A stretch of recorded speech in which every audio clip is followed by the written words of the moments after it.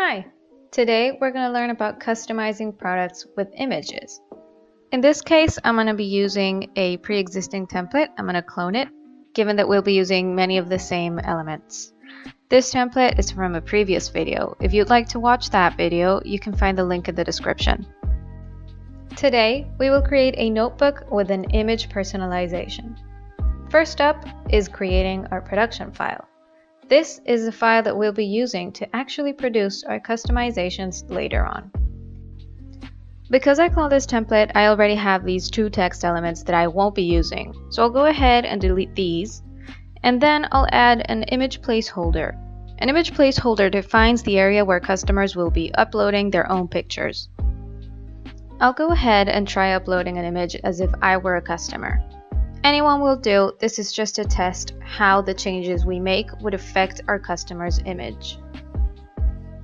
You could transform your image placeholder manually or more precisely with their position and size controls over here. We can also choose from different image modes. We've got single color, which vectorizes your image and turns it into just one color, which you can choose. And this is very useful if you'd like to print your client's customization using only one ink. We've also got grayscale, which will compose your image using only shades of gray.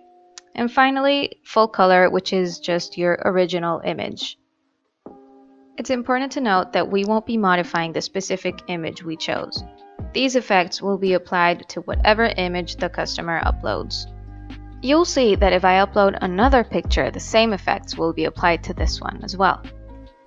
Once we're done with that, we're going to pick our export format and our color mode.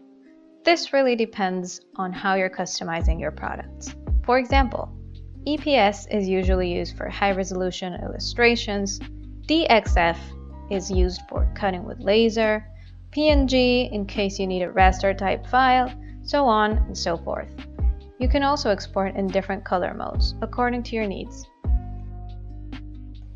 Once we're done with that, we will get something like this. We can adjust the image placeholder and test it once again with a picture of our choosing. For example, if we upload another image, we can see that the same effects are applied to this one as well. Because I cloned my template, I already have a background image and several dynamic images. Your background image should be a picture of your product without any personalizations, and the dynamic image is useful to show if your product has different color options. Next up is our final review. Here, we'll get to see how our client's customizations are reflected in the product file that you'll get. I'm once again going to upload a picture as if I were a customer. As you can see, they'll be able to move or zoom the picture only within the bounds of the image placeholder. Once we're happy with this, we can go ahead and save our template, and we'll get our template ID, and we're done. We hope this video was useful to you. Thank you for choosing Customly, and happy customizing!